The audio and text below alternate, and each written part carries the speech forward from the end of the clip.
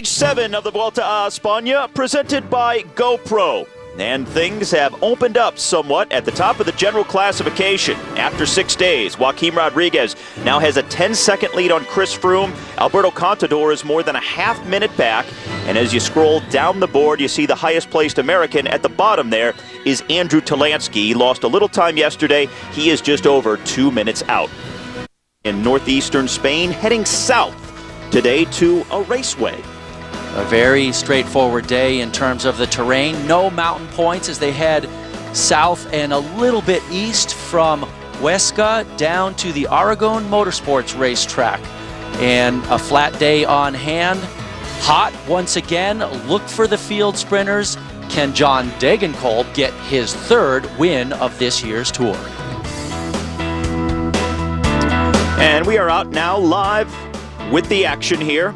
Another sunny, hot day in northern Spain. Temperature once again approaching 100 degrees.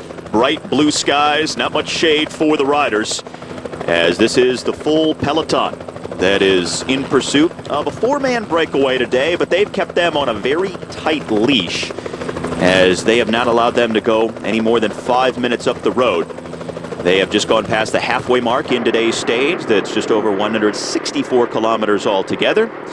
And the sprinters teams have been doing a lot of the work at the front of the field, in particular the team on the right-hand side with the white kits, green trim. That is Argos Shimano. That is the team of John Degenkolb, the sprinter who has won both of the sprint stages so far in this first week. Yeah, well, they're the guys that have shown they have the fastest finisher at this year's Vuelta, so they want to make sure this breakaway doesn't get too far up the road. And this is the breakaway. The Andalusia rider, Pablo Lechuga. Also, František Rabon, the Czech rider from Omega Pharma Quickstep, is in here. Bertjan Lindemann of Vacan Soleil and Javier Aramendia of Caja Rural. He's been in more than one breakaway so far in this year's race. However, he is in last place on the GC. 196 of 196 riders, just over an hour back. Well, he's been putting himself in the wind a lot in the breakaways, and after you make those big moves like that, you get really tired. It's hard to recover from day to day, and typically when you get caught as well, if there's any climbing at the end, you'll get dropped and lose big time. But those are the chances guys take, and we have seen breakaways stick already in this year's Vuelta. Simon Clark getting that summit finish win from a breakaway. That is Aramendia back at his team car right now in the breakaway. Our first Friday of this year's Vuelta, and third stage sprint opportunity perhaps coming up at the end. And Argos Shimano with the Japanese rider and Chinese rider pulling at the front, setting the pace for John Degenkolb, who's on the left-hand side of the screen. He's in the green jersey as the points leader, and going for the hat trick today, his third stage win of this first week at the Vuelta. He's been certainly the man when it's come to field sprints so far in this year's Vuelta. He's won 2 for 2. They have not been easy wins for him. He's had to come from behind in both cases. That seems to be his style. And I'm sure that a lot of guys are still thinking they have a shot to take one away from him. And Joaquim Rodriguez is just on his right-hand shoulder. Hard to see off the left-hand side of the screen in the red jersey with his teammates riding in front of him. Rodriguez, his third day in the red jersey, our third different leader of the race after Jonathan Castroviejo and Alejandro Valverde of Movistar. And Rodriguez getting just a little breathing room at the top of the general classification with his stage win yesterday, now leading Chris Froome by 10 seconds with Alberto Contador just over half a minute back. Rodriguez has been very much a contender in the Vuelta over the years. He spent time in the lead in 2003, also the last couple of years, 2010 and 2011, but he's never worn the. So this is a record for him, and you know, I have to say he looks better than he's ever looked before for his overall chances in this year's Vuelta. He did finish 4th overall back in 2010. That was his first top 5 in a Grand Tour. Well, since then, he's been 2nd at this year's Giro d'Italia by a scant 16-second deficit to Ryder Hesjedal, the Canadian who won the first ever Grand Tour for a Canadian. A lot of bridges for the peloton last couple of days. This one over the Rio Ebro. with Radio Shack Nissan lending a hand at the front for sprinter Daniele Benatti, who just finished behind Dagan Kolb on the last field sprint. Dagan Kolb taking the sprint with Benatti finishing second, and Daniele Benatti has missed out on the first two sprints at this year's Vuelta, but he's a guy who's won 5 individual stages at this race over the course of his career. Benatti, a very strange quote coming from him at just before the start. He said that if the wind is bad and there's don't even try to sprint. That's kind of surprising to me, actually. So apparently he does not want to take a lot of risk, and so far there doesn't seem to be a real issue with wind on the course. Certainly it's exposed enough, and if there is wind, it will create havoc in the peloton. When they come into that racetrack later on, it's very open and exposed, so probably a good chance to get some wind. We saw echelons form on the open road the other day with wind, and that's the type of geography that they have been riding over in this first week. A lot of open roads. Bertjan Lindemann, one of the riders in the breakaway here. Their lead just over 2 minutes with just over 50K left to go. But not many sprint opportunities overall. So if you're a guy like Benatti, I mean, you almost have to try and sprint on a day like this. I would suspect. I mean, that's what you're in the race for, is the days where it comes to a field sprint, and there's so many uphill finishes, 10 in total in the race, so you can count out half of the stages right off the top. So you got to take your other options when you get them. So they'll come on and finish inside the confines of the racetrack. They'll actually be on the track for the last 5K. As here's an acceleration that is made by Lindemann of Vacan Soleil. Lindemann, just 23 years of age, third in the Dutch Road Race Championship earlier this year. Winner overall of the Ronde van Drenthe as well earlier this year, and he's a good young talent, obviously aggressive. See the directions for the Motorland.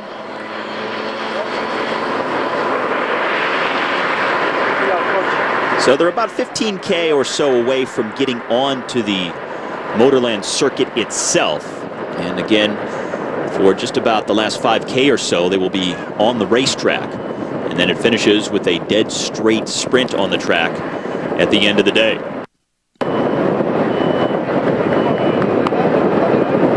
So Aramendia now coasting downhill out front with Lindemann sitting second and Rabone third, as they are just about 1K away from the second intermediate sprint. Well, the last time through, it was Lechuga who got it. Rabone was second. Obviously, Lechuga no longer in this breakaway. Now Rabone is going to try and challenge at the sprint here as he comes up behind Lindemann. And he's going to go right by him. Well, is he? And now the gamesmanship taking play. It's supposed to be 17.9K. The GPS on the screen, sometimes just a little bit off, but it's coming right up here around these corners. So Rabone is just going to sit up for a second alongside Lindemann and wait to launch the sprint, it looks like. Making sure that Aramendia doesn't surprise him from behind, as they are in the finishing town now, but the finish itself will be on the racetrack, a little outside of town. Slightly uphill here as the guys make their way up to this sprint. So they're definitely going for it. Rabone continues to look back to make sure Aramendia is not going to come flying by, catching them by surprise. And at this pace, the field is going to be up behind him pretty soon too, and here comes Aramendia. Now they played so well together, why not wait and make it a 3-person sprint? Why? Yeah, exactly. Why not continue not to play well together? So Rabone the first to jump. Lindemann trying to come around the left. Aramendia won't contest it. Aramendia sitting back. Rabone also not going to challenge, as Bertjan Lindemann will take the first place points in time at the sprint banner. And at this point, these guys have infought so much, they will all be swept up momentarily. They can't have much of a gap left. Oh, well, the field is taking it easy as well, so maybe they'll let them roast out there a little longer. And there's the banner for them, so in just 16 seconds. So in the finishing town now, of El Cañiz and headed out towards the Motorland, which sits just outside of the town itself, for the finish of the stage and the last 5K of racing.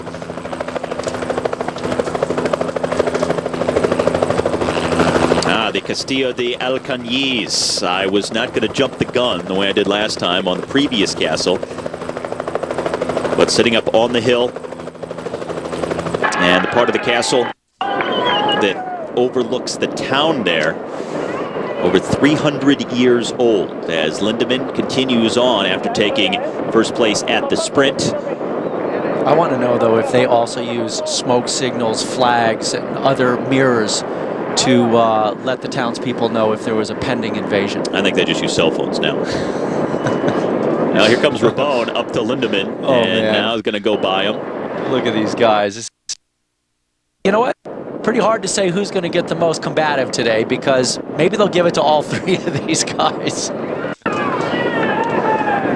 Now they won't stand on the podium together. That would be the problem. Unfortunately, I've actually had teammates who wouldn't stand on the same podium together. When one teammate won and one got third, the guy who got third refused to get up there because he said if he did get up there, he was going to take a swipe at his teammate. That always makes it fun at the dinner table at night. As Armandia is brought back. So now just two riders left up the road. Katusha now settling in at the front.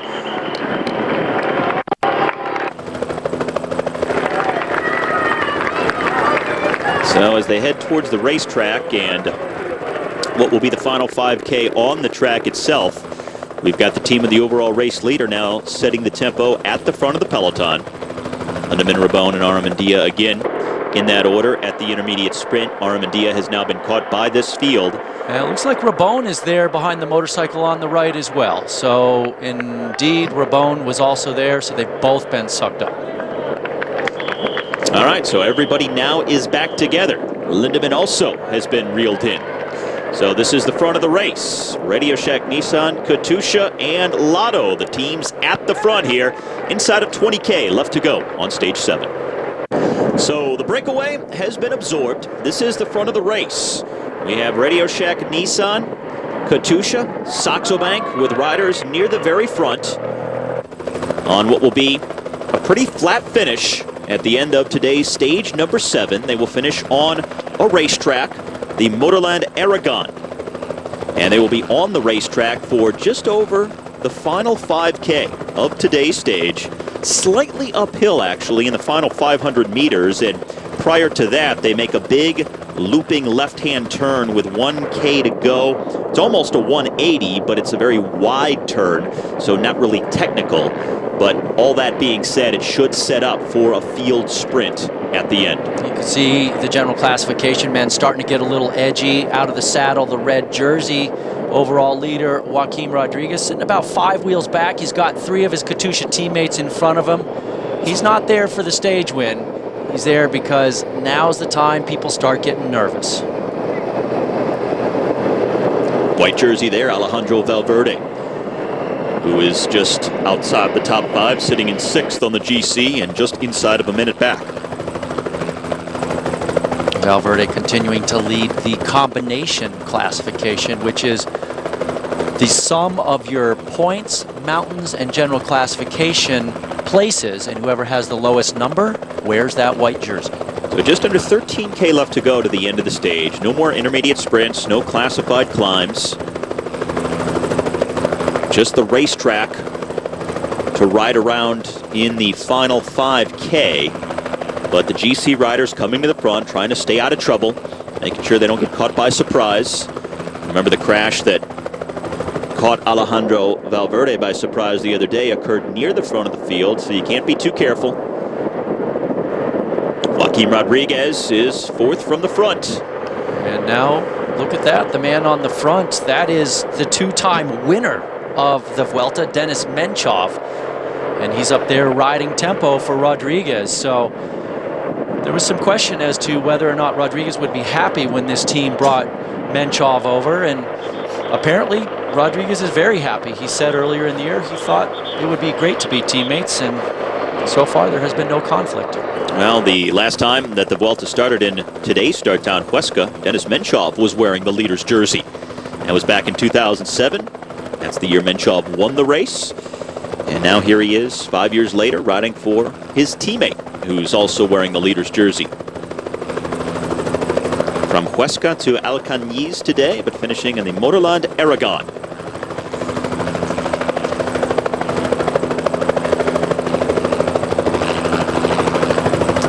As the Las Saladas, one of the salty lagoons in the region. And this is the best known of the lagoons, the Salada Grande, which I ordered at dinner last night, by the way. It was very tasty. So the field, just about a dozen K left to go. And that means 7K to the raceway. The field together here on this hot Friday. The field is together, nice and compact for the final 10 kilometers of stage number 7. Oh, and now there's a crash right in the middle of the road, spilling over to the left-hand side, just when it looked like everything was so nice and calm and evenly rolling along. What did we say just a few moments ago? Crashes can occur at any time. The tranquility in a bike race is a fleeting thing. Number 164, Steph Clement in the orange and blue of Rob. Is also down. Getting up, walking around, that is Grisha Niemann. Looked like it happened right in the middle of the field. David de la Fuente of Caja Rural involved in that crash, and no let up at the front of the field, however. Let's take another look. Right in the middle of the screen is where things are going to happen. Looks like some riders started to drift over to the right, and then it was just such a tightly compact field that bodies were naturally going to get caught up in it. And that's unfortunately what happens when you're all so close together in the peloton. Men limping around still. That's Gerdemann.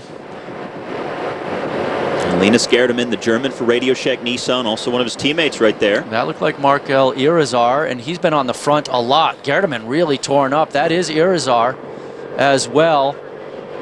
And things are definitely going right now with 9K to go in the bike race on the front of the peloton. And Daniel Teclahimeno of Orica Green Edge is at the front of the field as they're still trying to get things sorted out back here. Irizar looking for a new bike. It's actually amazing to me that he's involved in the crash because he's been at or on the front for most of the bike race.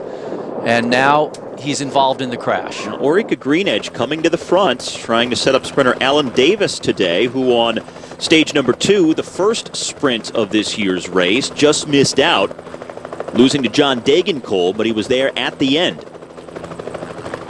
And here are some of the riders who have been split off as the field fractured after that crash. Major fracture in the peloton. These guys should make it back together, but the guys further back, they're going to have a hard time getting back on and closing down these gaps.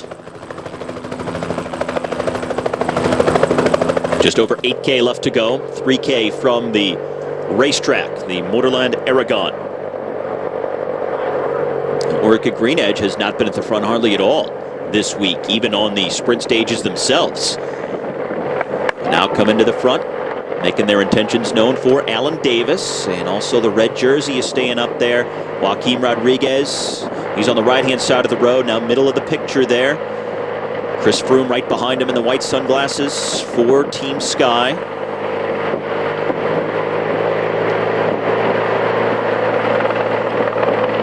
Riders actually go past the racetrack, then turn around and head back into it. So they'll make a big left and then work their way into the track just before 5K to go.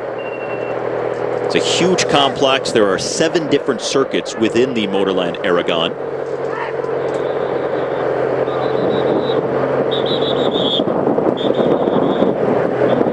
And this is where they make the left-hand turn.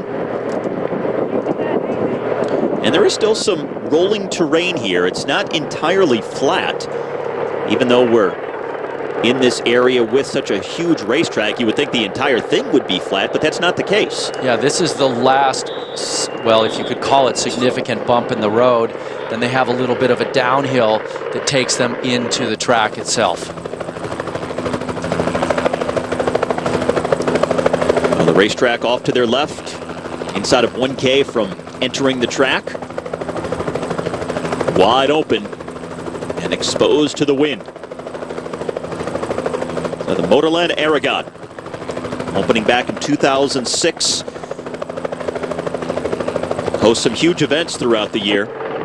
Motorbike, go-kart, MotoGP, Superbike, all some of the biggest motorized racing events in Europe.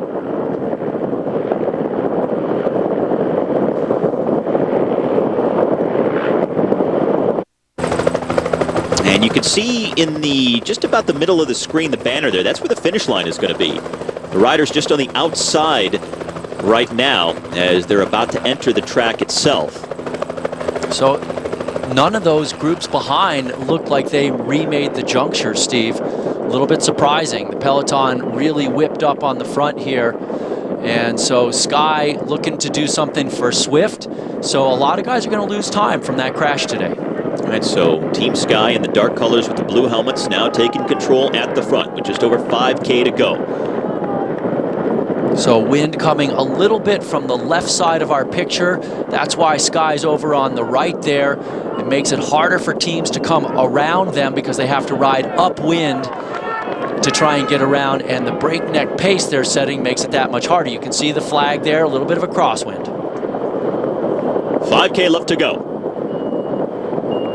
You can hear the wide open for the most part, but that means that they're going to continually have to reshuffle in terms of which way the peloton is getting buffeted from the wind.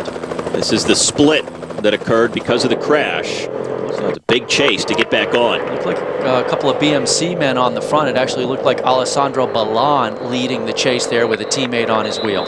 So they are inside the racetrack facility now with under 5K remaining. Team Sky at the front. Ben Swift is their sprinter.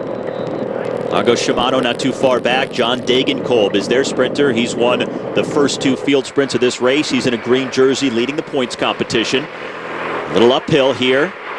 Red jersey is near the front. Joaquim Rodriguez, who actually trains occasionally on a racetrack in Catalunya, not too far from here. It's open in the evening, so sometimes he goes out and rides around that. And this climb levels out just a little bit toward the top, but it goes to about 3.2K from the finish. Then they hit a long downhill stretch that gets them to about 600 meters, and then it climbs just that little bit back up to the finish. And not entirely flat the way you would anticipate with a racetrack like this. So just slightly uphill at the end should not prevent a big sprint, however. So Team Sky with 4 riders at the very front, stretched out just about single file as it really widens out here on the track. 4K left to go.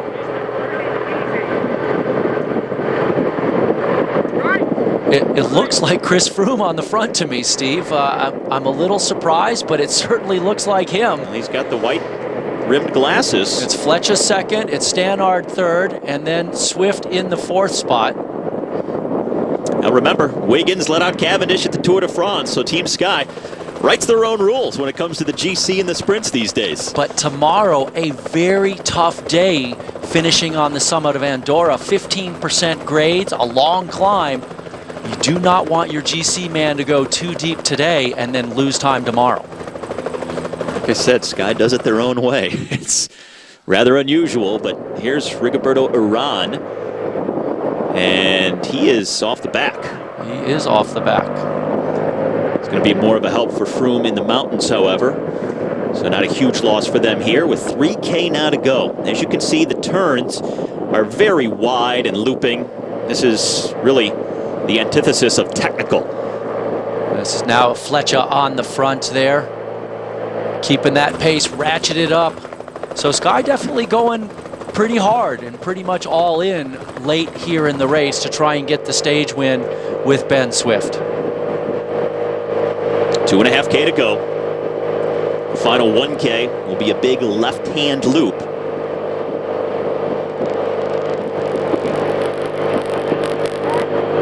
Well, look how how wide it is, but they are all over on one side now. This is still going to be very hard for Sky to control all the way to the finish with 2.3 kilometers to go. There are a lot of teams right there breathing down their back wheels. It's about as technical as it gets right here. These turns right here.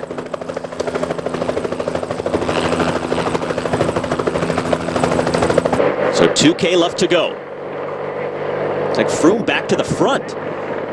And now Ian Stannard in the white jersey, the British National Road Champion, takes a pull at the front for Team Sky. Well, Froome's director, Ljungqvist, told me that he hoped Froome would be in what he called the red T-shirt at the end of the day tomorrow, but he's putting a lot out on this flat finish today for Swift. Degenkolb is quite a ways back, so he's going to have to close this down, and he's running out of room here. I'm looking for him back there in that green jersey as the points leader. Not seeing him anywhere. Well, Team Sky really setting a furious pace here. Over 60K an hour. There's a little split off the front here with our leading 6 riders. That's how hard they're going. Look at Stannard. Oh, there is... oh, no, that's not the green jersey. I'm mistaken. In 4th spot. Now, how about this? Chris Froome, 2nd on the GC behind Joaquim Rodriguez, helping to lead out Ben Swift. Froome sitting right behind Ian Stannard in the white jersey there. 1K left to go. Stannard, just an animal. You could see Froome yelling, barking instructions at him. Stannard gone now. Is Froome going to drop him off? Is he going to be the final lead-out man? I think it's too far, honestly.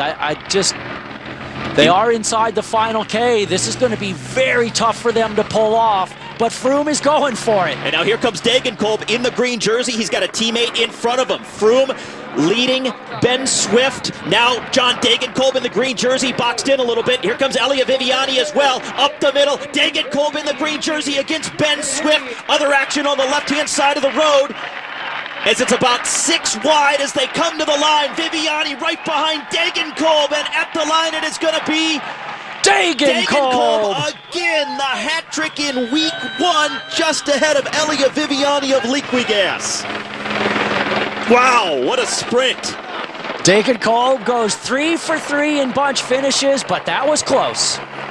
So John Degenkolb, his 3rd stage win of this first week of the Vuelta, but that one was by far the toughest of the bunch.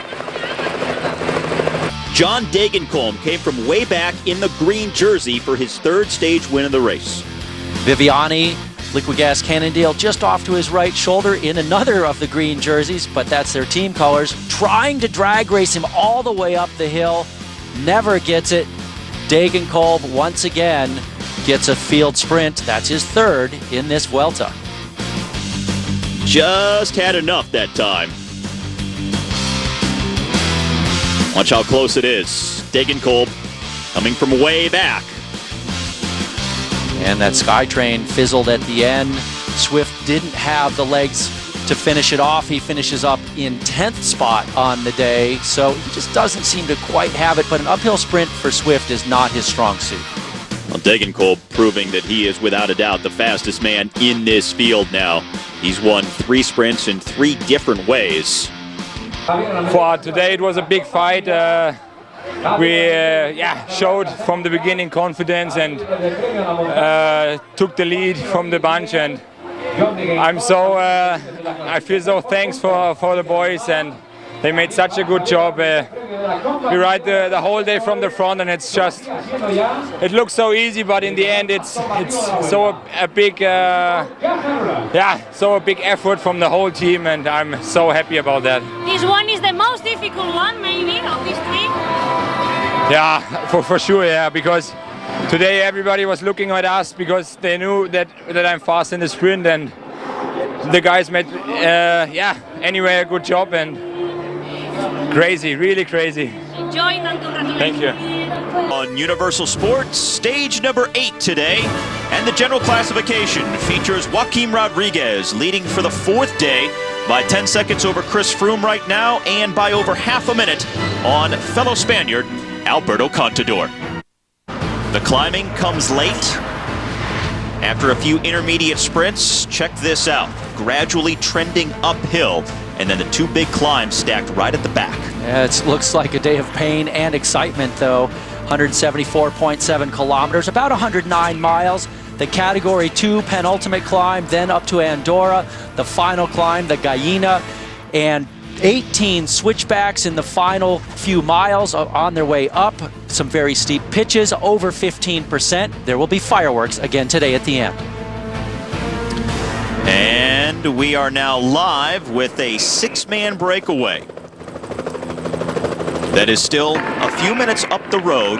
They had a lead of 9.5 minutes earlier in the stage. That's as high as it's gotten to today, but it's come down several minutes since then. Now we're back with the main field that's in pursuit, and we should be just under 30K left to go now as we pick things up.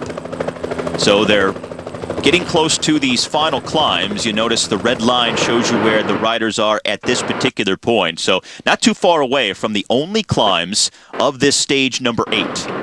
And this has been that gradual slog all the way up to this point, and things just getting steeper as they hit the actual mountains, or the King of the Mountains climbs for the end of the race here. So the breakaway, even though it had a massive gap, is being slowly ground down, and the peloton in pursuit is also being ground down in the process.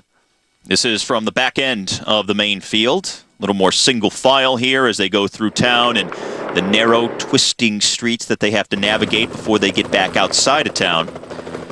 So the six-man breakaway went clear earlier in the stage. Took a while for it to get formed. We had several different groups try to get away today before this group finally made it clear. And the gap officially now at 4 minutes 20 seconds. And it looks like Team Sky is the team at the front of the peloton working to bring that gap down. Well, we knew that today would be a very important day. So far, probably the most important day of the bike race for the overall classification. And Chris Froome, obviously, with his men on the front there, trying to do some damage to that breakaway group. Not only do they want to bring the breakaway group back, but they want to give Froome the chance to get a stage win and to pick up those time bonus seconds for a stage win. It is 12 seconds if you get the win, 8 for second, 4 for third. These are our 6 breakaway riders: Javier Ramirez, Emmanuel Moinard, Javier Aramendia, the Spaniard who is in the breakaway for the 3rd time at the Vuelta this year, Mikel Buffat, who is the highest placed rider on the general classification, a Frenchman who won the first intermediate sprint today, and he sits just inside of 15 minutes back on the GC, so that gives you an indication of how far back everybody is in that group. And then you also have the Aussie Cameron Meyer and the Dutch rider Martin Keizer. Those are the 6 in the break today on stage 8. And going to be very tough for them to stay away with such a general classification battle shaping up. Ian Stannard, the British national road champion for Team Sky, in the special jersey on the front, but look at all the Sky men behind him. So there's no question right now. Chris Froome has his boys on the front. Also their director, Marcus Jungqvist, back in the car. He told me yesterday he is really hoping, as he said, that Chris Froome will be in the red T-shirt by the end of the day. As long as it's red, it's all that matters. Okay. We don't care if it's a T-shirt or a jersey. So Sky at the front of the field. 6-man breakaway, a little more than 4 minutes up the road. And the 2 climbs of the day still to come. But the pace has been extremely high all day long. I mean, they have been flying through this stage so far, down to under 25 kilometers left to go on this 8th day of racing. And they're coming up on the only 2 categorized climbs on stage number 8. First will hit the Cat 2 that starts with just over 20K left to go to the finish. And then the final climb, the Category 1, leading up to the summit finish, starts with just over 7K remaining in the stage. Team Sky at the front of the field, riding for Chris Froome. He is second on the GC, 10 seconds behind Joaquim Rodriguez, leading for the 4th day at the Vuelta. And they are in pursuit of a 6-man breakaway that's about 4 minutes up the road.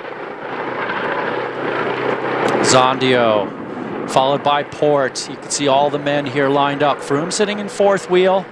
Puts his head down there just off to the right of our cameras right now. And you can see a very nice shot of the chopper that brings us so many images. Now the riders today heading northeast up near the border with France in the Eastern Pyrenees, as the race skipped the Pyrenees last year, but back in this gorgeous mountain range for this 67th edition of the Vuelta this year. And this is about as northeast as the race will go this year. Heading back down south beginning tomorrow. But today, using this summit finish of the Collada de Gallina for the first time ever in the Vuelta. They're in the Andorra region, and this area has hosted several starts and finishes at the Vuelta over the years, but this is the very first time they're using this particular climb as a summit finish. And it's a bit of a doozy. Some extended periods in the double digits on this climb. And it's also very irregular. It kind of pitches up to 15 and over and then down a little bit again. So it's going to be very good for riders that are good at making pace changes. And so far, we've seen several guys actually quite good at making pace changes. And now here are our leaders. Again, a six-man group. Nobody inside of 14 minutes on the GC among this contingent of riders.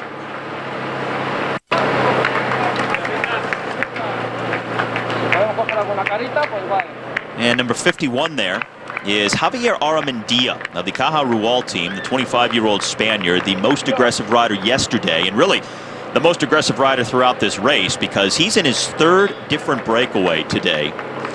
He was second to last on the GC as of yesterday, and he's made a big move. He's now up to second to last today. Well, notice his red number there on the back of his green jersey of Caja Rural, and now some attacking happening. So once again, just like we saw yesterday on a flat day, but today in the mountains, the breakaway starting to infight a little bit.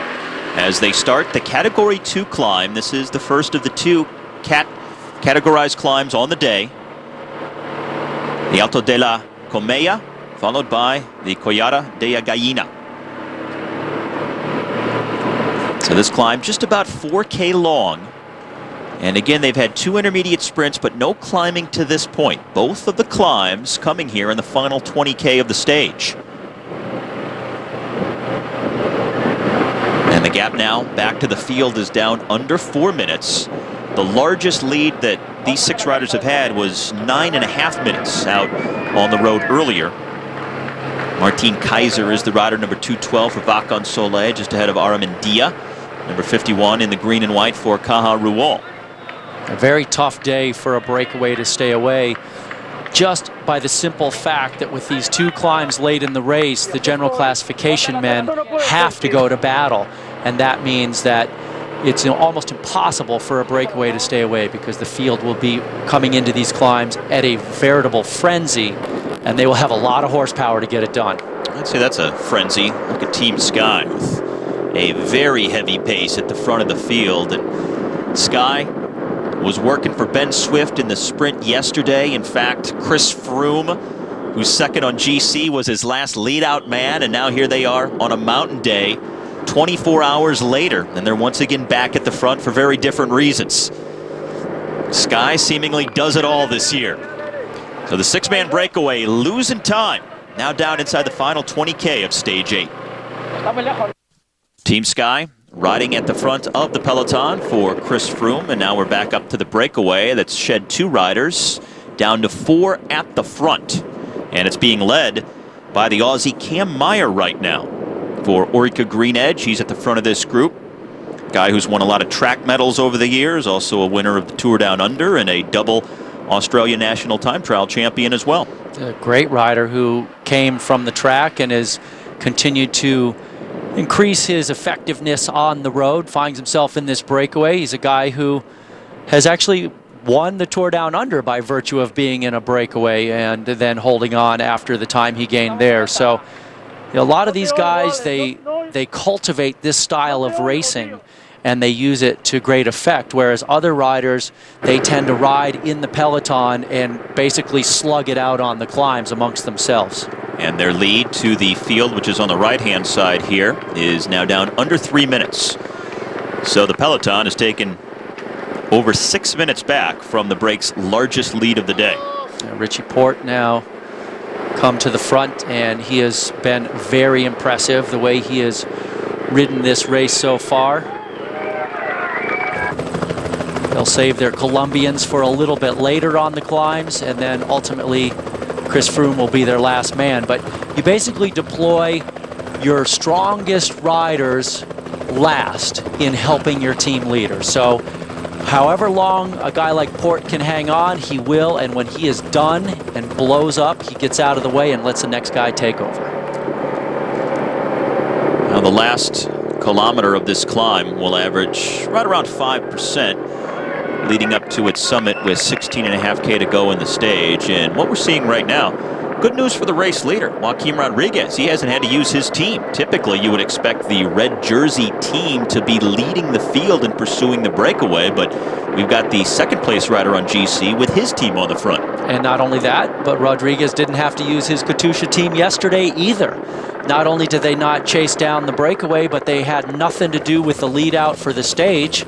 And we already talked about how Sky was trying to get the stage win for Swifty, Ben Swift, and Froome was involved in that lead out. So very different approach these last couple of days for the two best placed riders teams in the race. Now this Principality of Andorra, the largest of what are known as Europe's microstates. And this area here, the highest European capital in all of Europe. And a lot of people actually have homes here or businesses here because it's a tax haven. Way to save some money. I know, Gogo, you've taken advantage of all the tax advantages in this particular region. Don't talk about that. We'll leave that there. But the climb itself, the final climb today that's leading them up to the summit finish is a first-time climb at the Vuelta, even though this region has been used multiple times in the Vuelta's history. As we apologize for the frozen picture here. This is coming from Spanish television. Still. Well, our leaders have gone over the summit of the Category 2 climb, now on the descent. That is ML Moinard of BMC out front, followed by Cameron Meyer of Orica Green Edge. And then the Cofidis rider is Michael Buffat. So it was a six-man group, now it's down to three. So half of the breakaway is remaining at the front of the race. Half has been shot out the back, and the field still climbing this Comea Cat 2 that summits with 16.5 kilometers left to go on the stage. So this climb, not a very long climb, only 3.8 kilometers, averaging just over 5%, but it does kick up a little bit toward the end there for the field. Team Sky still at the front with the dark kits, blue helmets. Alberto Contador sitting right behind Chris Froome. Contador in the yellow, black, and blue. And Joaquim Rodriguez right behind Contador in the red jersey of overall race leader. Now, both Contador, who's in the center of the screen right now, and Rodriguez, who is behind him, they both know this climb very well. Contador has previewed the climb, and as far as Rodriguez, he lives close to here. So he's come and trained on the climb. He's seen it before. So it's Chris Froome, the only rider who really doesn't have the intimate knowledge of the final climb of the day. And those guys all so good at this type of climbing. We've seen that they can all accelerate quite well. Actually, Froome really surprising the other day when he got rid of everybody except Rodriguez as they go over the summit. 234 back. So the final climb, I think a lot of it's going to come down to who's having a better day. So they've taken more time from the breakaway, which again has come apart. 2.5 minutes from the field to our three leaders. As again, we apologize. The picture breakup coming from Spanish television. Sometimes tough to get the pictures out in such a densely forested and hilly region as this in Andorra. So it was Ramirez, Meyer, and Moinard in that order over the top of the Cat 2 climb. So we're down to just about 15K to go in the stage, and about half of that will be spent climbing the Category 1 leading up to the summit finish at the end. Very tough indeed. 7 kilometers, 7.2K, 4.5 miles. So still not super long, but they've been gaining altitude all day. So they're getting into the higher mountains. They're certainly going to have some bigger mountains to come, but this should be the toughest day so far in the bike race. And Contador has said that he really is looking to Chris Froome as his biggest threat. the biggest rival to win this race. Not Rodriguez, who's leading. Contador said Froome looks the best, and he really has a feeling that Froome's going to be the guy to beat. Well, and one of the things Froome has going for himself is that he can time trial, and Alberto has to be a little bit scared of Froome's time trialing ability. He might even time trial better than Contador. All right, so one climb down, one to go. 15K remaining on stage 8 in northern Spain. Rodriguez, the race leader, he talked about his 3 rivals and how they're different. He said that Contador was a specialist in the changes of rhythm. He felt that Valverde was the most similar to himself for being explosive in the last kilometer of the climbs. And he said Froome was the most difficult to fight with because he just tries to grind everybody off on the climbs. All right, so back to our 4 leaders, Ramirez, Moinard, Buffon, and Meyer. They dropped Martin Kaiser and Javier Aramendia a ways back. So now down to just 4 riders, 2:17 ahead of the field, led by Team Sky. As they hit the 10K to go banner. Boy, Sky yesterday leading out Ben Swift in a sprint. Today, setting things up for Chris Froome in the mountains. I just think Team Sky can't help themselves. They have to ride at the front. Now BMC in the black and red also in the middle of the screen coming to the front. They have a rider up the road in the break too. And then Katusha's on the right-hand side of the screen. But just think about what Team Sky has been doing. They let out Swift yesterday, who was not the best sprinter in the field. He wound up getting 10th. And Froome, their top GC rider, was his last lead-out man. Here they are 24 hours later, and they're working at the front when typically, according to etiquette, it would be Rodriguez's Katusha team who should be leading them out and controlling things, trying to bring back the breakaway because he is the race leader. But Sky comes to the front nonetheless again. Well, Sky is nothing if they're not ambitious, and we saw that with them trying to get the stage win yesterday for Swift, and then today forcing the issue and just trying to make it as hard as possible so that Rodriguez has fewer teammates at the end, and they hope that they can just grind him off. One thing about Joaquim Rodriguez is that he has had times where long sustained climbs he's cracked, and so they want to put him under as much pressure as possible. Our 4 breakaway riders starting this final climb. And the rest of stage 8, we are live and commercial free, brought to you by Refuel. Got chocolate milk. And we will take this all the way to the finish. Our leaders just going under the 7K to go banner. So they are on the Collada de Gallina climb. That'll average 8%, maximum of just about 15% in 3 different spots along the way. The climb itself is just more than 7K in length, and our leaders start the climb with an advantage of about around 220 on the field. It's not very far to go when you think about it. 6.6K, a 2.5-minute advantage, but still, even with that much time in hand, very tough for these guys to make it. Cam Meyer continues to lead him up the climb. Javier Ramirez, the Andalusia rider in blue, right behind him. You can see how steep this is. Guys out of the saddle immediately as they hit the climb. Now the field working their way to the lower slopes of the climb. 6.5K to go for our 4 leaders.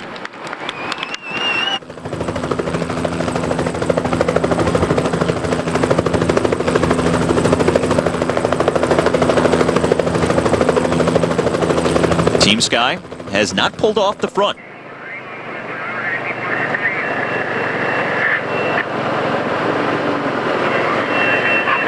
And back to our 4-man breakaway here. And look at the struggle here in the lead group, and look at the clock up at the top of the screen, just ticking down second after second.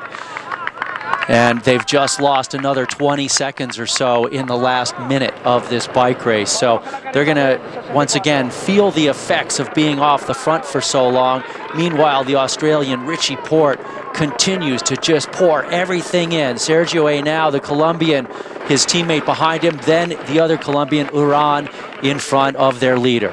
Pace is always high going into the base of a final climb like this, and Sky making sure that everybody suffers behind them.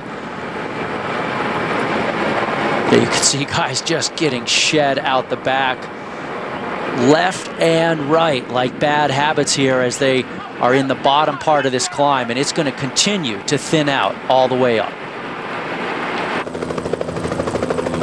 So half a dozen K left to go. Under 2 minutes now for our 4 leaders back to this field. Sky continues at the front. The tempo still pretty brisk. Chris Froome sitting 4th wheel. Contador just behind him for Saxo Bank. And Contador sitting behind one of the Katusha riders. Joaquim Rodriguez is a few wheels behind them.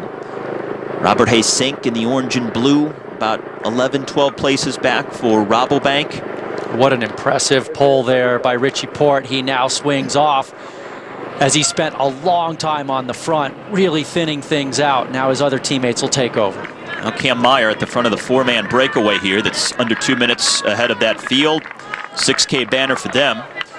Meyer's teammate Simon Clark is wearing the King of the Mountains jersey, and he's been wearing that for a few days. And JJ Cobo, number 1, defending Vuelta champion, as has been the pattern throughout this first week. He is losing time on the hills. Yeah. Surprisingly, he came into the day still in the top 10 in 9th place, but he just has not been there on these summit finishes. Every time he's coming unhitched. Yeah, seems to be losing a little time on each summit finish. As this is Javier Aramendia and Martin Kaiser, 2 riders from the early 6-man breakaway, now getting caught by the field. Notice Kaiser there with a bottle in his hand. He will be looking for a teammate to hand that off to, because he's just going to be going backwards at this point. Our leaders, 4 of them left, but time slipping away, 1:24.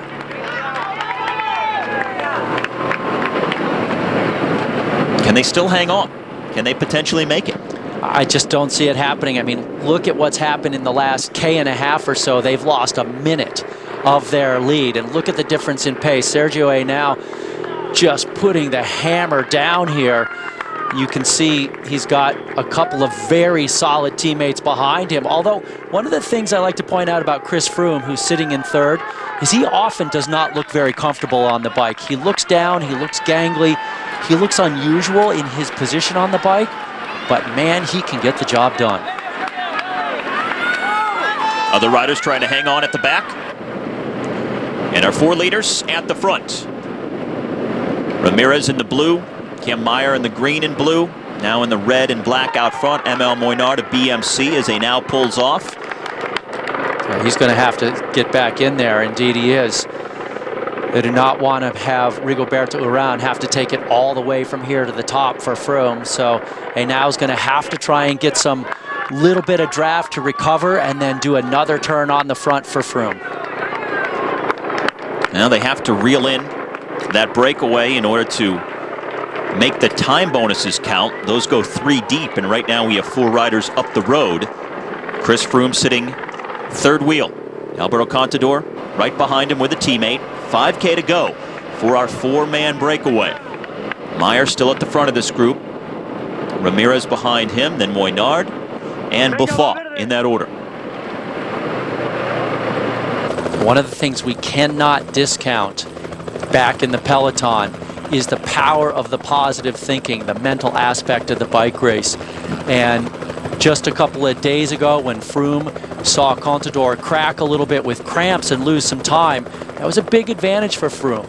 And that was a day where his director told me, Marcus Ljungqvist told me after the race, that that was a great sign for them. They thought it was a better finish for Contador, and it ended up working out the other way around. And so, Gogo, what does a guy like Contador do to make sure that the cramping doesn't occur again? I mean, was it perhaps just a one-day thing, or can he do something to make sure it doesn't happen again? Well, first of all, it's not as hot today, so that will help.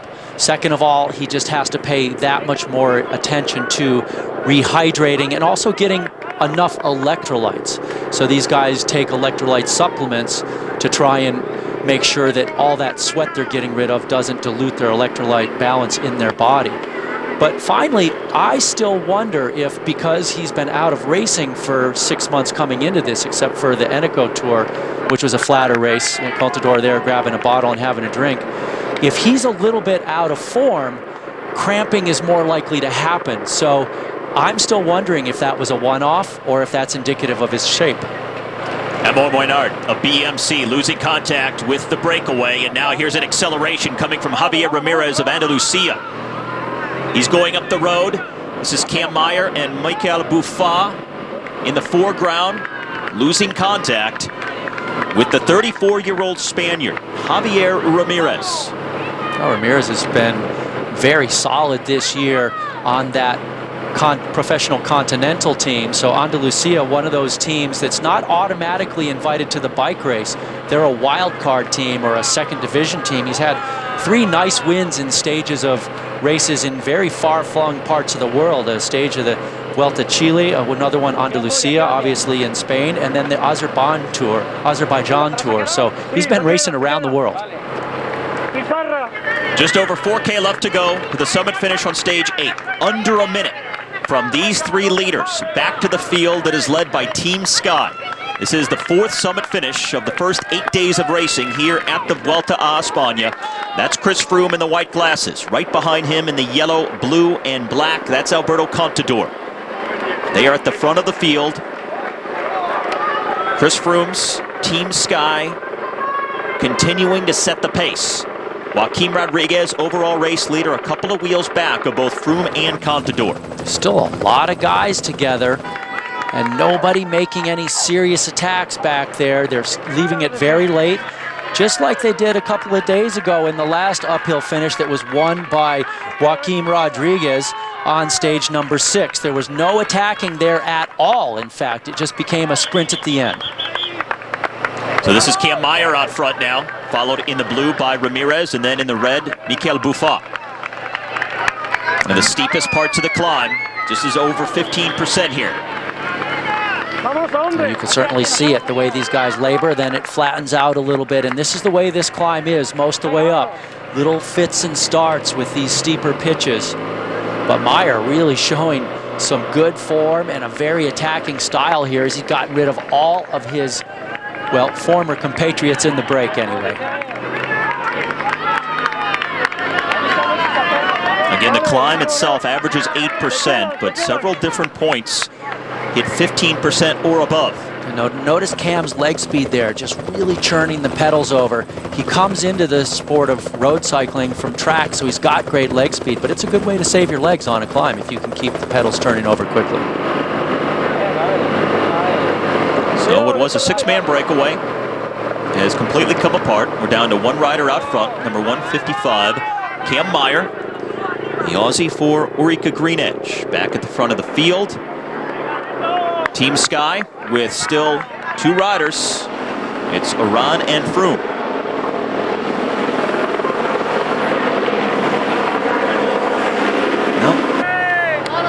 Looks like maybe that was Uran, and maybe it was Sergio Henao who came back to the front after Uran did that big pull. We'll get another look at the front of the peloton certainly in just a moment. But Cam, this guy is looking fantastic right now. I have to say, hats off to him. He is not slowing down whatsoever.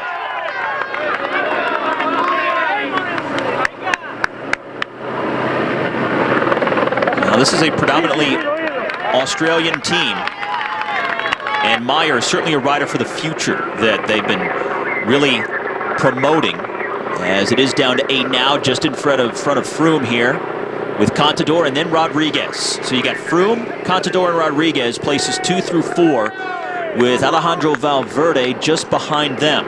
So the GC battle starting to take shape here in the final few kilometers of stage 8. Oh, there's always one thing about a climb like this. It brings the general classification men to the front of the group to battle it out amongst each other. And these are part of those 18 switchbacks in the final 2.5 miles of this race. So Meyer going for the stage win. And the GC riders at the front of the field as it starts to whittle down in numbers. That's Meyer there on the right-hand side of the screen. See how much time he's gotten all over the other breakaway riders who have come unhitched.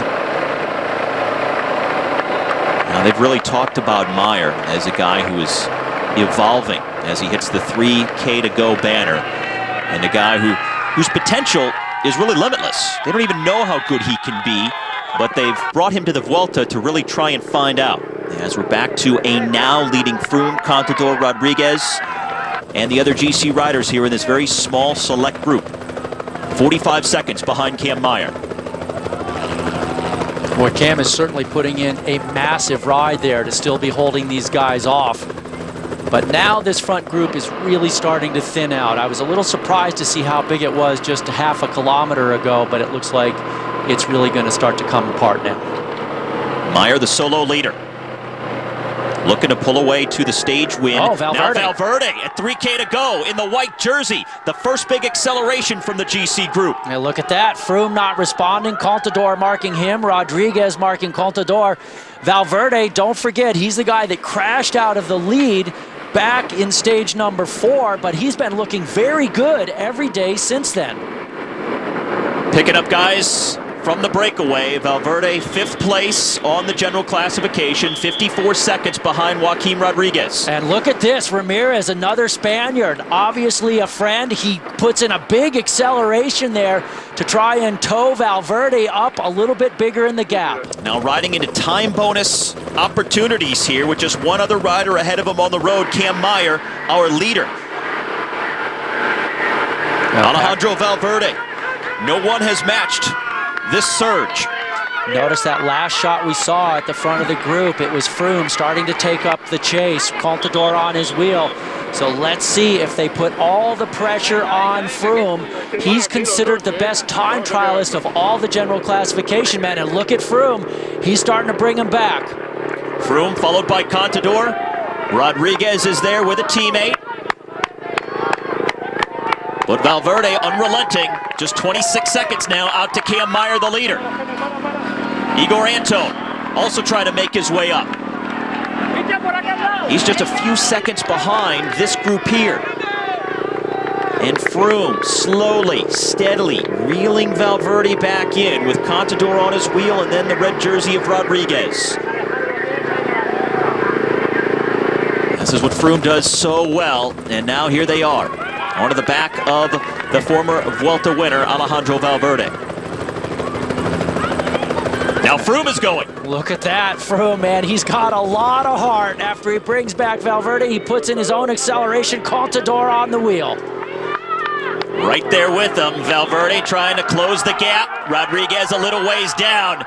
Well, these are the two guys everybody looked at coming into the race as being the most likely to contend for the overall. Contador and Froome. Rodriguez, a few seconds back here. It's Froome and Contador. You can see Froome there, a little flick of the elbow, but Alberto just sitting tight on the wheel. Remember, 12, 8, and 4 seconds for the first 3 at the finish. Cam Meyer, the lone leader, he's looking back because here comes Froome and Contador. And here comes trouble, unfortunately, for Meyer. This is going to be the end of his chances to win the stage. He's about to be caught inside the final few kilometers. So all the time bonuses in play for the GC riders. Meyer, part of the original 6-man breakaway. He's been caught with 2K remaining. Froome for Sky in the dark colors. Behind him in the yellow, blue, and black, Alberto Contador. Wow, Contador not even thinking about taking a pole, so now it looks like Froome attacking him. Meyer still out front for the moment. Alejandro Valverde back here in the white jersey, sitting behind Rodriguez, the leader in the red. These are the 3 leaders of the race right now. Froome, followed by Contador, and then Cam Meyer. Well, Rodriguez has Moreno setting the tempo. This. Froome looked over to Contador, asking him to take a pole, and you saw Contador shake his head. Yeah, well, he has tried to get him to take multiple poles, and Contador refuses. And just a moment ago, Froome completely stopped pedaling, and Contador just sat on his wheel. Alejandro Valverde, number 9 in the white jersey, made the first big acceleration among the GC riders, but he's been dropped back with the red jersey of Rodriguez, and now they're bringing themselves up to Froome and Contador. And this is always the question mark. When you have a couple of guys off the front who aren't working well together, then the guys behind who go steady end up catching them, and it brings more guys back into contention. To pull. Apparently he's quite afraid of Chris Froome, and he figured maybe Froome would pull him all the way to the top. Remember, Froome, he's very new to racing at this level. This high level of racing for him and being this good has only been the last year. Maybe he thought that inexperience would just allow Froome to just tow him to the finish. Well, Rodriguez, among this group of 6, is the only one with a teammate. He's got Daniel Moreno at the front of the group right now. Igor Anton in the orange at the bottom of the screen, just a few seconds back for Euskaltel. But a group of 6 at the front. All of the top GC riders are there. Joaquim Rodriguez has not put in an acceleration. Maybe watch for him as it gets close to the finish. Unbelievable that Cam Meyer is still sticking with this group of guys after being off the front. You have Froome at the very front, followed by Contador, then Rodriguez in the red jersey. Off to his left is teammate Daniel Moreno for Katusha, and then Alejandro Valverde in the white jersey with the blue shorts. He's behind Rodriguez. Yeah, it looks like they're about to say bye-bye to Cam Meyer as Froome continues grinding away on the front. He's actually not grinding, he's spinning away on the front. He's got a great leg speed, very typical for him, and likewise Contador out of the saddle, very typical for him. He rides out of the saddle quite a bit. The only one in the top 5 on the GC who is not here is Robert Haysink of Rabobank. Now we have Froome, Contador, and Rodriguez in that order at the front. And now look at this. In the orange, it's Igor Anton about to catch on to the back of them with Benjamin Chosti of Movistar. He's just a second or 2 behind. They're passing Cam Meyer. I think it's going to be a tough call for Chosti and Anton to make it up there. Now Rodriguez is put out on the front, hit out with an attack. His first acceleration, Contador behind him, then Froome and Valverde. Well, these guys are hurting. Look at Froome. He's having a real hard time closing this down. Joaquim Rodriguez, his 4th day in the red jersey. He's already won a stage here at this year's race. These guys are clearly suffering on this summit finish. Just 2 categorized climbs on stage 8, but it is making these guys suffer inside of the final K. And still ramps over 15% in this final kilometer.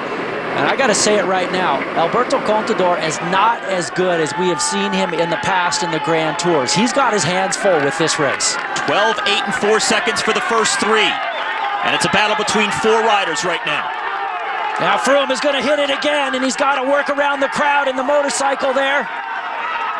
Froome, the big acceleration.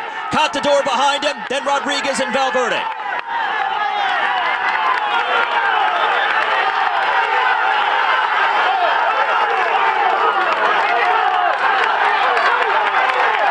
And now Contador goes to the front.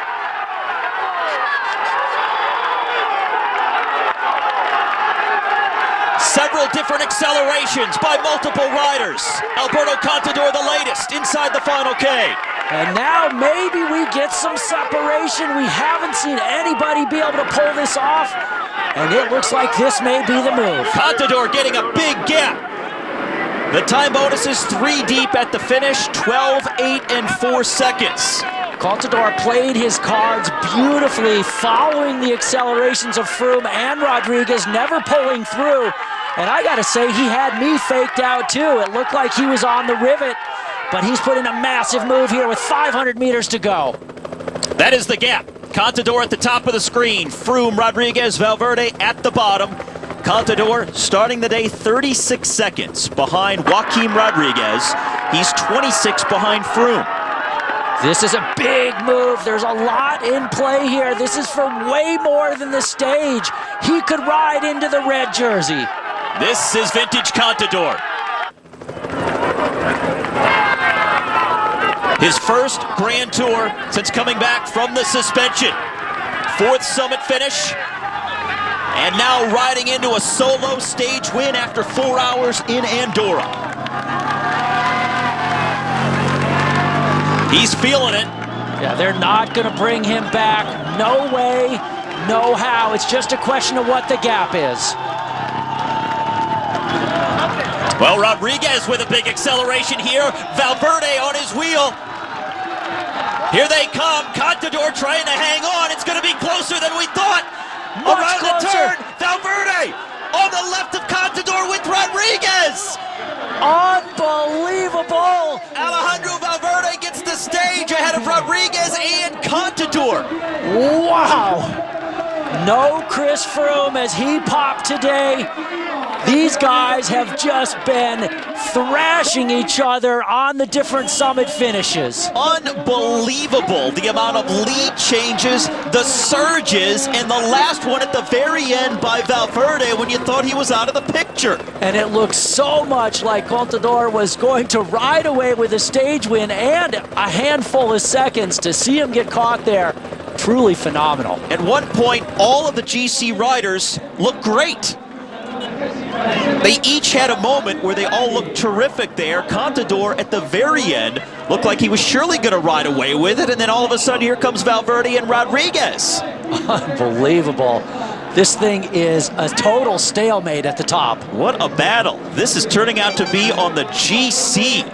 Alejandro Valverde, an unbelievable Stage 8 victory. The general classification 8 days in, Joaquim Rodriguez has extended his lead to now over half a minute on Chris Froome. Alberto Contador 40 seconds back. Valverde and Haysink round out the top 5. That is Alejandro Valverde on the podium after his second stage win of this year's race. The 32-year-old now has 7 individual victories for his career on stages at this Vuelta a Espana. Well, and just think about how much that crash cost him in stage number 4 on the second summit finish day, where he lost the jersey because he couldn't quite make it back up to the contenders. He got within 17 seconds of them on the final climb before he blew up and lost time. So he has still moved up into 4th place anyway. He's looking terrific, but this has been so even at the top. He won this Vuelta 3 years ago and came into this year's race not even as the Movistar team leader. That was supposed to be last year's Vuelta champion, JJ Cobo, who's lost time on every summit finish so far. Valverde has raced a lot this year. Won the final mountain stage at the Tour de France, so they didn't know what his form would be like coming to the Vuelta. Thought maybe he'd be tired, but so far he is the Movistar leader, looking the best of anybody on that team. And not only did they not know about his form, but he even was very public, saying he was coming for stages and to support Cobo. Well, I'll tell you what, at least one of his objectives has been accomplished. He's won 2 stages already, and that's a big deal. He's the only guy who's been able to do that in the mountains. He's now been involved in 9 different victories at the Vuelta, be it an individual one or a team time trial now for his careers. Our 9th day of racing, and the GC continues to take shape. Joaquim Rodriguez is still the leader, and he has expanded on his margin at the top, now leading Chris Froome by 33 seconds, Alberto Contador 40 seconds off the mark, and Alejandro Valverde, the 4th player in what is really a 4-horse race right now, 50 seconds behind. Chris Froome live on stage number 9. He is wearing the white jersey in the combined classification because things have changed in some of these other competitions. Joaquim Rodriguez is the overall leader of that classification, followed by Alejandro Valverde, but of course Rodriguez is the overall race leader, so he wears the red jersey. Valverde is the new leader of the mountains competition, so he's wearing a blue and white polka dot jersey, so Froome 3rd in that classification. That's why he's wearing white, and there's Rodriguez in red. That's a lot of complicated jersey antics there, but the jerseys are worn in order of the priority of their prestige. And so obviously Rodriguez is going to be in the overall race leader's jersey, and other ones are going to move down accordingly. So just under 60K to go, with a lead of just over 3 minutes for a 4-man breakaway. And the red line is where the race is right now. You see the gradual downhill trajectory for today's stage from Andorra to Barcelona. One of the longest stages of this year's race, coming in just under 200K. They've gone over one of the 2 Cat 3 climbs, also through the first of 2 intermediate sprints, and not a lot of action between those 2 marks on the course. No, in fact, this looks like it's very much going to be some sort of a bunch finish. Matty Breschel, the Dutchman on the Rabobank squad, the man on the Rabobank team there, he has said that his team should be working for him. He's been doing a lot of work for their GC men, and this uphill finish today is suitable to his characteristics. So the four-man breakaway that is up the road is, as you would expect, not a threat to the general classification riders, who are still nonetheless at the front of the field, riding single file here on a sunny but not overly hot day, at least by the standards we've seen in the first week of racing. Temperature right now in the high 80s. And it's gotten up over 100 degrees on more than one occasion at this year's race. And the finish tricky again today. The final kilometer is uphill, and it's pretty steady drag uphill at that. So it's not for the pure fast men. That's why a guy like Matty Breschel, we saw, the Danish rider on the Rabobank squad a minute ago, is thinking he has a shot at it. Our four leaders coming out of one of 12 tunnels they're going through on today's stage. Javier Chacon is a rider for Andalusia. The rider out front there for Cofidis is Mikel Buffat, who was in yesterday's breakaway, and he is the highest placed rider on GC in this group at just over 17 minutes down. We also have Martin Mascant of Garmin Sharp and Bertian Lindemann of Vacan Soleil. All four of the riders in the break today have been in other breakaways so far in this race, so this is not new for them. Not new at all, although the fatigue these guys are feeling at this point is very extreme. Mascant also crashing, I believe it was yesterday after being in the break a couple of days ago. And so, you know, everything that happens to you out there on the road adds to your fatigue level. Every crash means you have to recover from that in addition to the racing efforts. Largest lead was just over 5 minutes, down to right around 3 at this point. And we're wondering exactly what kind of finish we may see. Kind of downhill, but then back uphill in the final kilometer. Could be a breakaway, could be a sprint. A lot of possibilities here for the end of stage number 9. Stage 9 at the Vuelta, starting in yesterday's finish area of Andorra and heading southeast to the capital of Catalonia, and that would be Barcelona. A long day in the saddle, miles and kilometers wise. 196.3 K, about 122 miles for the guys for stage number 9. Trending downhill as they head south and slightly east toward Barcelona. But in the end, there are 2 bumps. One of them is a Category 3 climb, 8% grade, and then a little bit of an uphill the last kilometer to the finish line. Today is the easternmost point of this year's Vuelta a Espana. Tomorrow is the first rest day, and tonight the field will hop on a plane and travel all the way cross-country, about 750 miles to northwestern Spain to spend the rest day before the race picks up with stage 10 on Tuesday. And now we're back with our 4 leaders, who are just inside of 3 minutes ahead of the field with just over 50K left to go. It makes for a really long day for the guys because the rules state that you cannot do a transfer on a rest day. And since tomorrow's a rest day, they finish the stage, they wait for everybody to get through with all of their press obligations and so on, and they put them on a plane and fly them over there. Then they have to get them all to their hotels.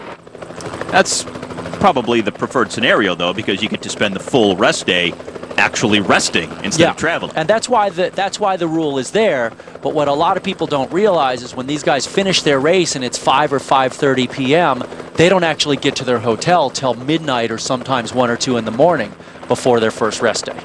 Well, another bright and sunny day. Weather has been good in terms of a lack of precipitation at this year's Vuelta. The heat has been one of the top stories of week 1, but a little better these last couple of days. Temperatures not up at 100 degrees the way they were in the first several. Right now it's in the upper 80s. Could get into the 90s before today's stage is over, but we haven't seen really any rain and barely any clouds so far in this first week of racing, and that's something to keep an eye on in the final 2 weeks, how the heat and just the cumulative fatigue because of the draining nature of the heat might impact riders later on in the race. There's no doubt the guys have to stay on top of it. Buffat here, the Cofidis rider, the best place in the breakaway at 17 minutes 11 seconds off the pace in the overall classification. The other 3 all more than an hour down.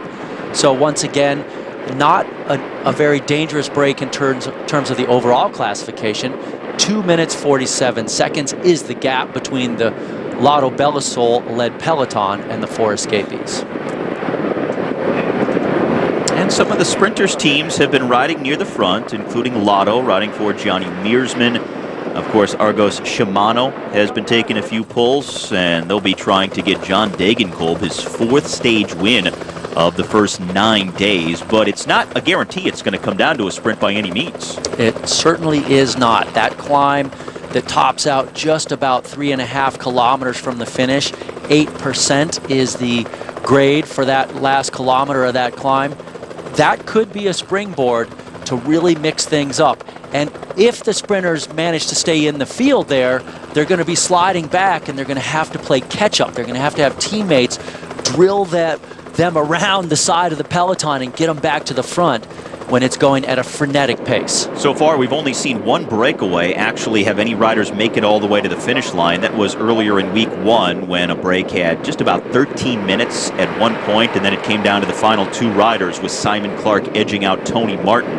And this break by no means has had that much time today. A little over 5 minutes has been their biggest advantage, and now down to 2.5. Well, I think part of what ends up happening is when a break gets a huge amount of time and stays away, everybody gets a little bit more nervous, and they start not letting those giant gaps happen anymore, because it's just a reminder that the break can stick. It's not guaranteed the field's going to bring it back. I tell you what, Gogo, when you big picture this thing, 9 days in, still 2 full weeks to go, this has the potential to be one of the closest and really the most exciting Grand Tours we've seen in a while, because we have several high-profile riders who are marquee names in the sport who seem to be so close on form and fitness. And at various points, they all look good. At other points, they all look not so good. So you have a lot of possibilities and no one looking head and shoulders above anybody else. Completely agree. And in fact, Alberto Contador is saying that he thinks he's still going to ride into it and get better.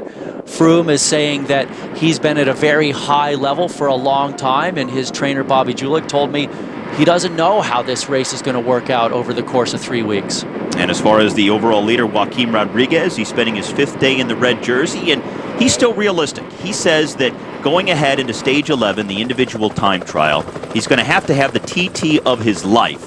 And even then, he's going to need Froome and Contador to have a really bad day at some point for him to win this Vuelta. Well, and the thing is, he seems to have looked consistently the best so far, Rodriguez. And, well, it makes sense, right? He's in the leader's jersey. Now, had stage 4 not had the crash with Valverde, we might have a very different bike race on our hands, obviously.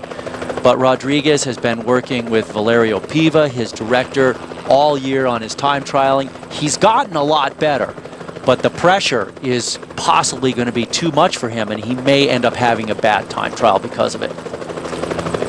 So from our 10th century monastery, down well below ground level to the peloton that's in pursuit of this 4-man breakaway, and they've got just under 50K left to go. When they're that close to the finish line, something can stay away. And if nothing else, and Sergio Henao there, he did a fantastic job yesterday, obviously for Chris Froome, but Froome a little upset, quite finished, did all that work. Now Chris Froome, of course, coming off the 2nd place finish at the Tour de France, and then the bronze medal in the time trial at the Olympic Games, is heading into uncharted territory here as the leader of a team for the first time at a Grand Tour. And even though he's had some of the best form of anybody at Wiggins this season, it doesn't mean that he's a lock for even the podium at this point, because he just doesn't know how his body's going to react over these 3 weeks of racing. You may have the best form coming in, but eventually you may lose that at some point. And that's why it's almost like a roll of the dice to predict who's going to win this race. You can pretty much guarantee it's one of 4 guys, and those guys being Rodriguez, Froome, Contador, and Valverde, in that order in the general classification right now. But the actual final order, very tough. Any one of those guys could have a bad day, and that could remove them from their shot. David Moncoutier, number 61 for Cofidis, usually wearing the polka dot jersey as the leader of the King of the Mountains at the Vuelta. It seems like that's the only reason he doesn't retire after each and every season. But this year, it's a different kind of Vuelta, more mountainous throughout all 3 weeks, and not the sorts of climbs that really suit him. So as a result, it is Alejandro Valverde who is wearing the polka dot jersey as the leader of the King of the Mountains competition coming into stage number 9. This is at the front of the field. A Rabobank rider is leading the way, and Rabobank has 3 riders right now in the top 10. They have Robert Haysink as their highest placed rider in 5th. They also have Lauren Tendam and Balk Mollema. But those 3 really don't seem to be major players right now for even the podium, because we didn't even see them anywhere near the front on the summit finish yesterday of stage 8. That really has shaped up to be a 4-man bike race. All 4 of those guys just that 1 notch above everybody else so far.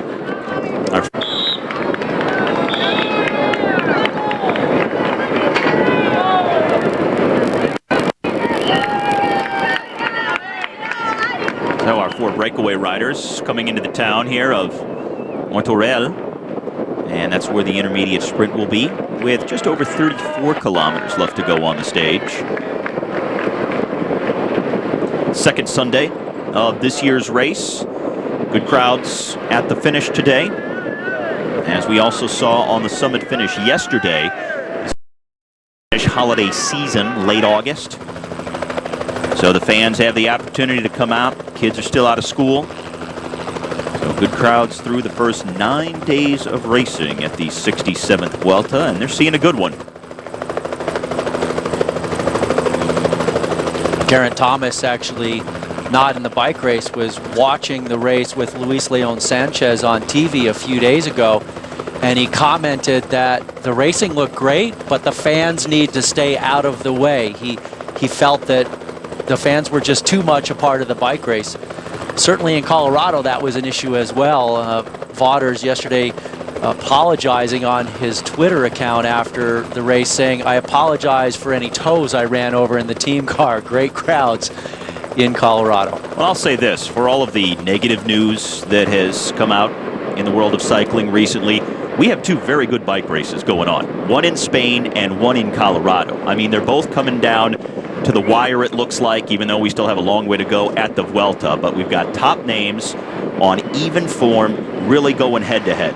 You couldn't ask for a better competition, there's no doubt. 4 guys locked in battle in Spain, 3 guys at the top of the standings in Colorado. Levi finally puts himself in the lead. Van de Velde in 2nd, TJ in 3rd as they head into their pivotal final time trial today. All right, so Mikel Buffat, who's in the red for Cofidis on the right-hand side of the road here, he was the first through the first intermediate sprints much earlier in the stage. They are coming up on the second one shortly, so given the fact that he was first in the 2 intermediate sprints yesterday as a part of the breakaway, first in the initial one today, good bet he'll be going for it again shortly when they hit the next one at Martorell at 34.3K left. Andalusia rider is Javier Chacon.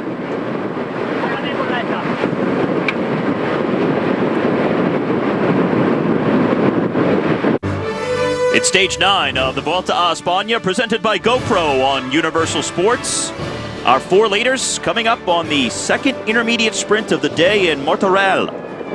Martin Mascant is at the head of this group for Garmin Sharp, followed by Javier Chacon of Andalusia, then Bert-Jan Lindemann of Vacan Soleil. Mikel Buffat is in the red on the right for Cofidis, and here they go, launching the sprint. Buffat goes past Lindemann, and it looks like he's going to make it 2 for 2 on the sprints today. Well, you picked that one a while ago, Steve, and it certainly looks like he's going for every single one of those he has a chance to get. He got them both yesterday, gets them both today. So that's 4 in a row for the Frenchman. Lindemann was in a humongous gear trying to turn it over. Very hard to get decent acceleration when you're in a massive gear like that. Is humongous your word? Because I kind of like it, I just want to say. I don't think I made that up. Okay. No, you know. Heard ginormous, but first time for humongous. Yeah, maybe. Who knows? Stick with it. All right, let's keep using it. Looks good on you. All right, so the field here is still about a minute and a half back. They have been taking time from our 4 leaders, as we're now exactly 4 hours into today's stage 9. And we still have a Category 3 climb coming up in the final 5K of today's stage. And it looks like they've taken even more time out of the breakaway here, as they're going to come up on that sprint banner, and it's going to be just over a minute, it looks like. 104.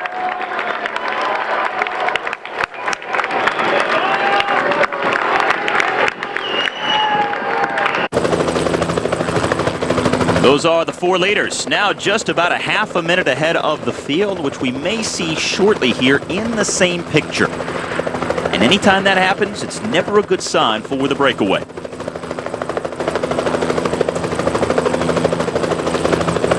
Spread out, still no one team, single file at the front, but that has not prevented the gap from continuing to come down with just under 30K left to go in the stage overall. And Imanol Erviti, number 3 for Movistar, still bandaged up. However, he doesn't have the bandages on both legs like he had for most of the first week, just the left arm from a crash that also took down his teammate Alejandro Valverde back early in week 1 when Valverde was wearing the red jersey of race leader.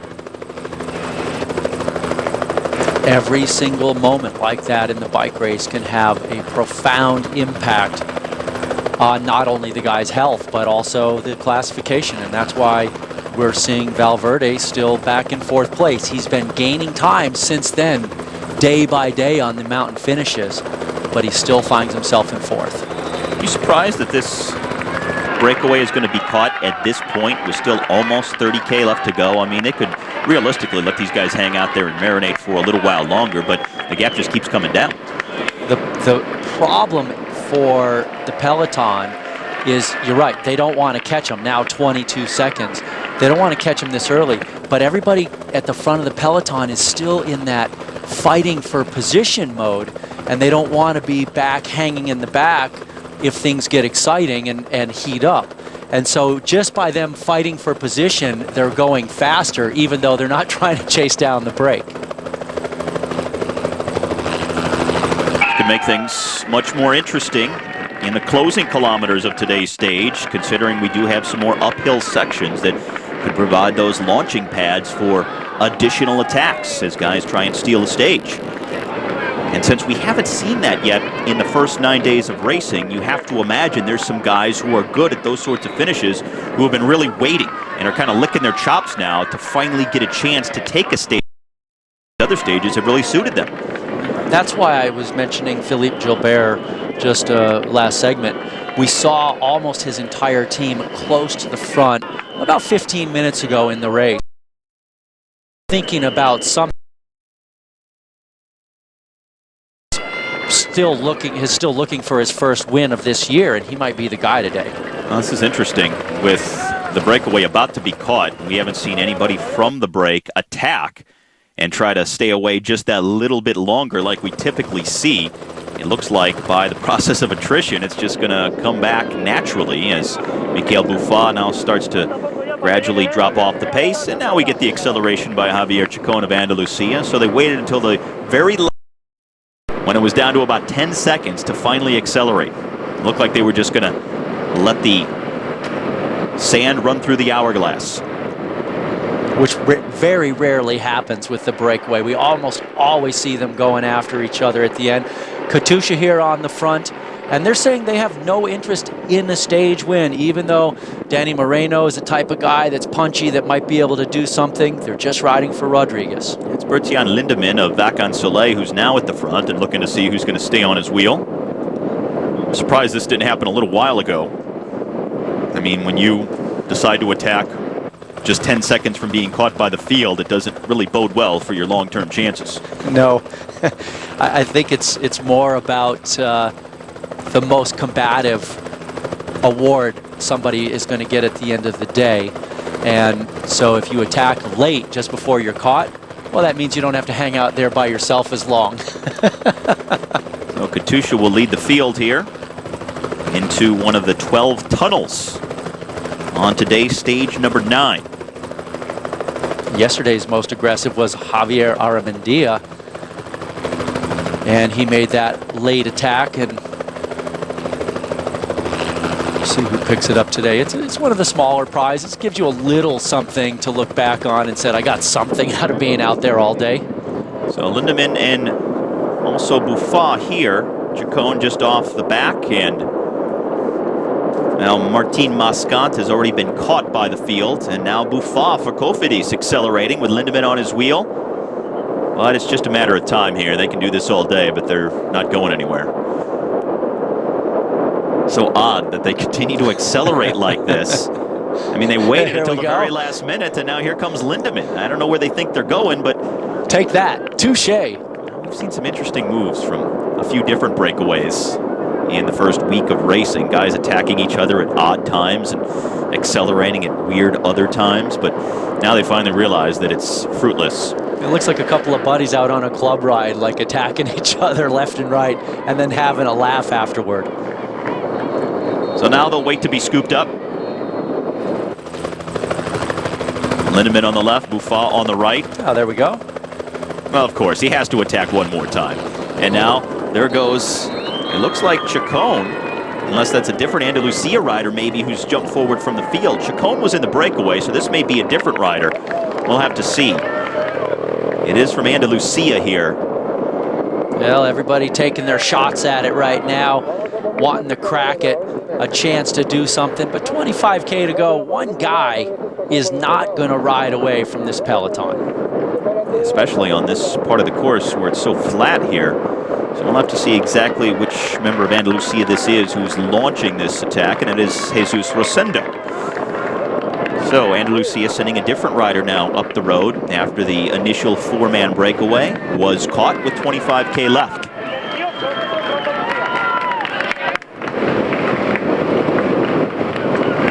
Oh, 20K left to go. Everybody's back together. No breakaway up the road, and Katusha riding at the front. Stage starting in Andorra, where yesterday's stage number 8 finished.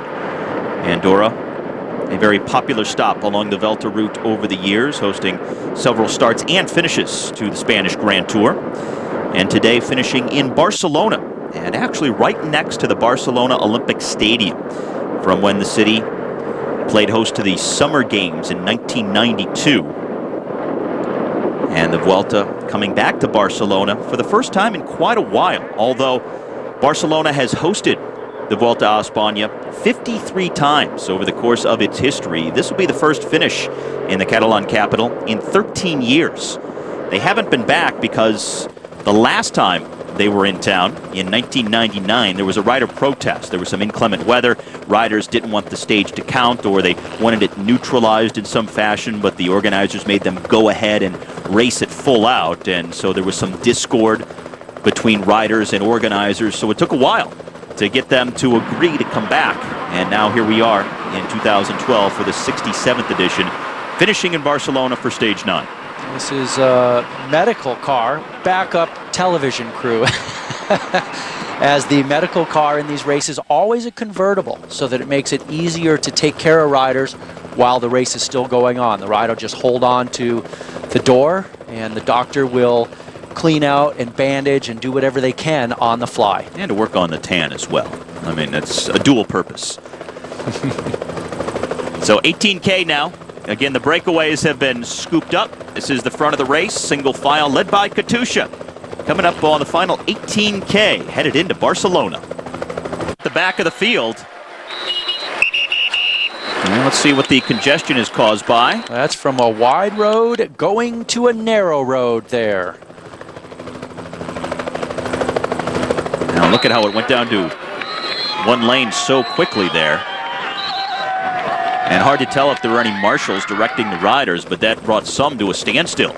And now look at the pace at the back, trying to keep up with the race that was still going forward at the front and really not slowing down. Yeah, they'll have to make a nice max effort sprinting out of the saddle to get back up to speed as the guys at the front roll right on through. Katusha leading them through at a nice even tempo. That's one of the reasons to be at the front. Now, Katusha has not had to do a lot of this right at the front. Remember yesterday, even though it was a summit finish, a lot of the work was being done by Sky and Saxo Bank and some other teams. And they kind of have had a lot of days off, more or less, even though they've had the overall race leader in Joaquim Rodriguez. It's definitely played very well into their hand, having not to do any massive chases and really getting Burrito in a place where he would be isolated. And this isn't really a tough day to have to ride at the front, so being at the head of the peloton now is not going to cause them to use up all that much energy with just 15K left to go. Yeah, certainly is not a frenetic pace at the front, trying to chase back some breakaway that's super dangerous. They're just trying to keep it steady enough to keep the attacks more or less at bay. How's that for the postcard as we come down to the final 15K of one of the longest stages of this year's race? 196K altogether, now down inside the final 15. No breakaways. The field is together. Katusha in the red and white out front for Joaquim Rodriguez in his 5th day as the overall leader of this race. Pavel Brut continuing to churn away on the front. The Russian there, he's got Smukalis on his wheel, the teammate from Latvia, and then another Russian, Ignatiev, in 3rd. No intermediate sprints left here in the final 10K of this stage. Just 12:8 and 4 seconds for the first 3 at the finish. And Chris Froome is on the left-hand side, about 4 wheels back. Remember, he's wearing a white jersey today because of the combined classification. And they are riding to the Montjuic Stadium, the Olympic Stadium in Barcelona. That looks right there like the Camp Nou, which is actually the Barcelona soccer stadium. I knew you were going to fit that in. Yeah, I don't think that's the finish of the stage there. If it's not cycling for you, it's definitely soccer. Soccer stadiums in the world, hosts one of the top teams. It's kind of a big deal. Seats over 90,000. Now, 10K left to go. And Ulrika Greenedge now coming to the front, riding for Alan Davis. They're on the left-hand side, and up the middle it comes Lotto Belisol. Johnny Mearsman is their targeted sprinter for the day. Mearsman is perfect for this type of finish, a little bit uphill. He's another one of the danger men for today. And look at this peloton. They are getting a little bit nervous here, fighting for position. And this is the position going into that climb, which then is going to lead to that high-speed descent and then back uphill at the finish. Under 10K left to go, stage number 9, hitting almost 70K per hour. The field is together, coming up on a Category 3 climb that'll start with 4.5K remaining. That was just shy of 40 miles an hour, and it's coming down just a little bit, but there's no doubt Lotto Belisol trying to make something happen right now. Look at this for Orange in the middle. Rabobank, that would be for Matty Breschel. 9K banner. Lampre was also moving up as they are in the streets of Barcelona. Many times this city has been used as a start and finish at the Spanish Grand Tour. And back before 1979, many times it hosted multiple stages in the same Vuelta race. But back this year for the first time in 13 years. Wow, I just saw Damiano Cunego on the right in the Lampre colors. He's about 3rd or 4th wheel, and he's peeking out there with the green bike. We have never seen him yet in the first 9 days of racing. For all most would know, he just joined the race today. We haven't seen him at all. Apparently he also punctured earlier today, but he seems to have designs on the finish here. Well, he may attack. This could be a type of finish where he could get out front and perhaps get a gap that might work for him. 8K left to go now. That's the banner they just wrote underneath. Cunego stating his goal for this race was just to hone his form for the World Championships, nothing else. Second wheel there as they come up on the final few kilometers here. And that's the Plaza de Espana here in Barcelona that they're about to ride past, one of the cultural centerpieces of the Catalan capital. Now remember, a few days ago when the stage ended at the Motorland Aragon, the racetrack, Froome was the last lead-out man in a field sprint for Ben Swift. Wondering if perhaps that cost him yesterday in the summit finish. He's now a few wheels back here as they hit the 7K to go banner. And we'll see how long he stays up there today. Canadian Dominique Roland on the front at this point. Right behind him, Ian Stannard, the teammate of Chris Froome, and then Froome, as I think this is still just a battle for the position up that climb. Froome wants to be sure that if any GC men attack, he's right there to respond. Contador Saxo Bank team was also there. So we have GC teams and teams of the sprinters. Everybody Really motoring along. Whoa, man, that was a sketchy corner. Well, look at that cone sticking out there in the street. Well, there's probably a manhole, or not a manhole, but a drainage gutter there, a grate for the sewer, and that was really sketchy. Wow.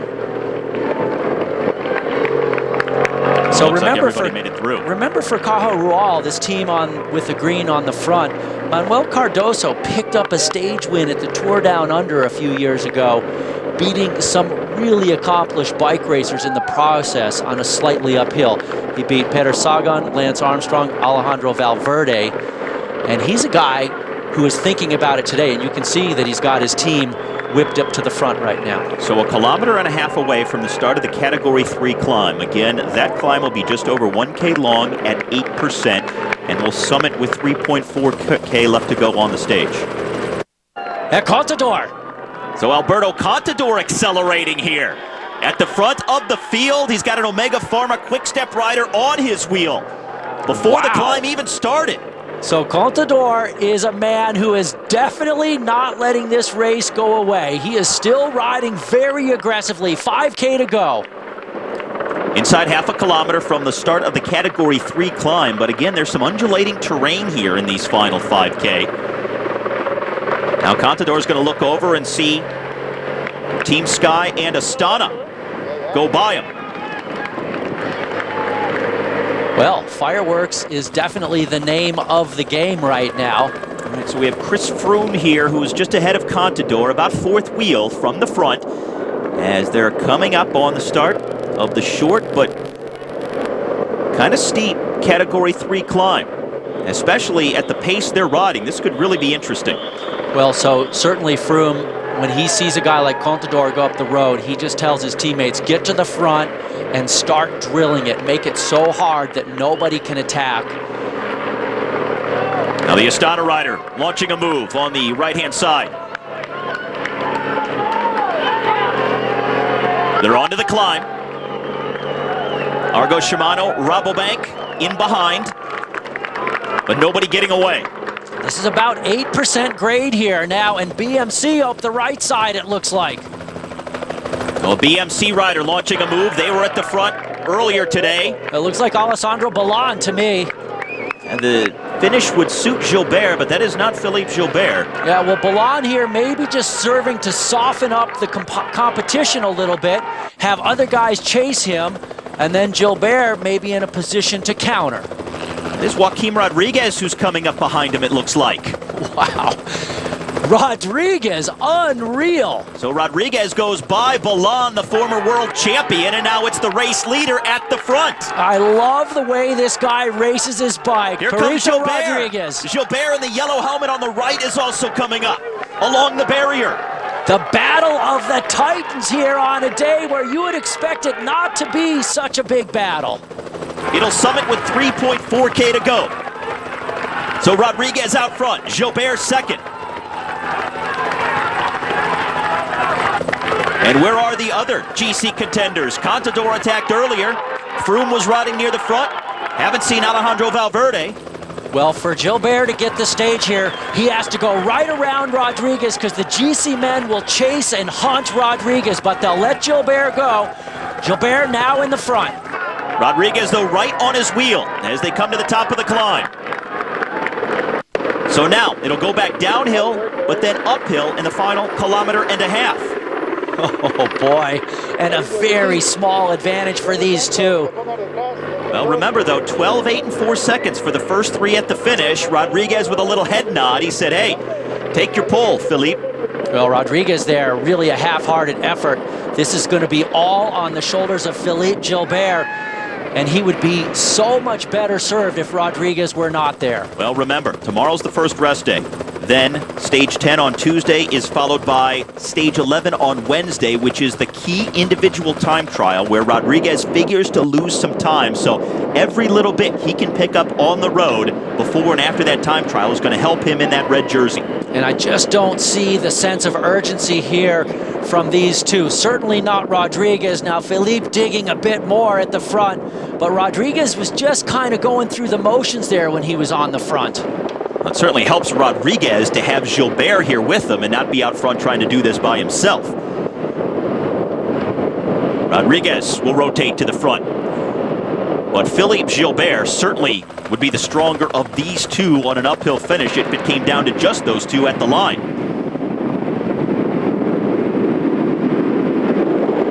And that is Nicolas Roach of AG2R who's trying to bridge. Well, Roach yesterday had a mechanical, lost some time. He had been hovering inside a potential top 10 in the overall classification. Very aggressive, and this is nice to see him on the attack once again. Roach just 5 seconds back. Gilbert ahead of Rodriguez on this descent. Philippe Gilbert last year led the Tour with 18 victories, most of anybody at the elite level of cycling. But here we are in the Vuelta, late August of 2012. He's still searching for his first victory of this campaign. It's actually hard to fathom. I just continue to be amazed that he hasn't gotten a win yet. You notice there Rodriguez having trouble following the wheel, and look at Saxo Bank here. He's got his man on the front, and Contador looks like he's in second wheel there. Indeed, that is Alberto's second wheel. Valverde is third in the blue and white polka dot jersey too. And that's actually not Contador's teammate on the front. That was a Vacan Soleil rider. All right, so we're down inside the final K. Philippe Gilbert just ahead of Joaquim Rodriguez. Nicolas Roach in third, just 5 seconds back.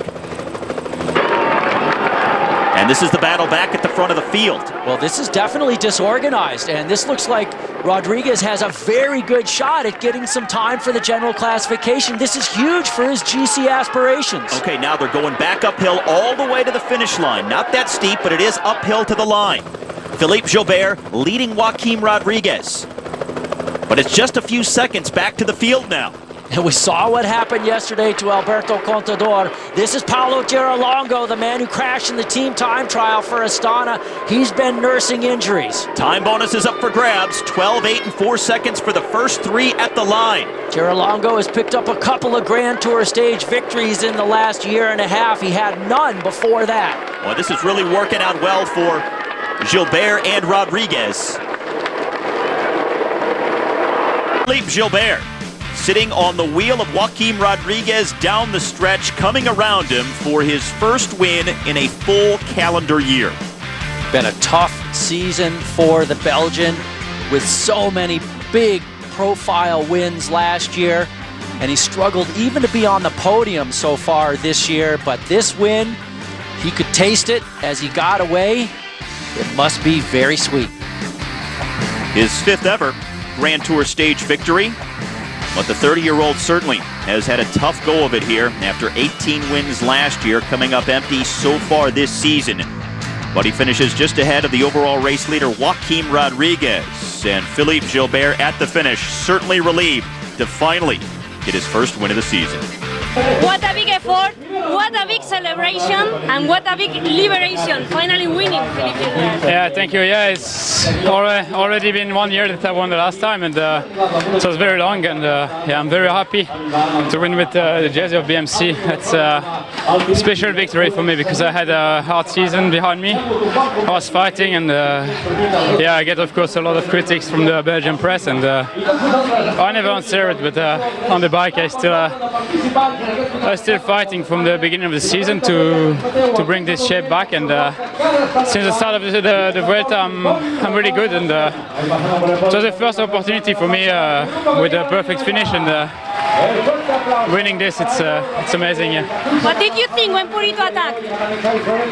I knew normally the plan of the team was BMC team was Balan attack in a steep climb, and I stayed there for the sprint, so because I was a little bit faster than him, and then I saw him gone, and I looked a little bit on the left, and I saw the top was really far. It was longer than on the graphic this morning. So yeah, I saw this and said maybe he's gone too early, and it was the case. So he exploded a little bit, and then I saw Rodriguez there, and I knew it was the moment. I know with Purito you cannot give 50 meters in a climb like this, so I make the effort to come back in this wheel, and then the last 50 meters of the the climb, I went just full gas. I did the descent, and then I knew he was more riding for the second than for the win. So I ride full gas with him, and I knew in the sprint I'm a lot faster than him, so it was no problem. Is by 53 seconds over Chris Froome, Alberto Contador, and even 1 minute back, with Valverde just over 1 minute off the pace himself. So Rodriguez, with each passing day, adding time to his advantage, and that's exactly what he has to do with a long-term goal of winning the Vuelta in mind. Philippe Gilbert wins stage 9. And now for Todd Gogolski, I'm Steve Schlanger. Enjoy the rest day, the first of 2 here at the Vuelta.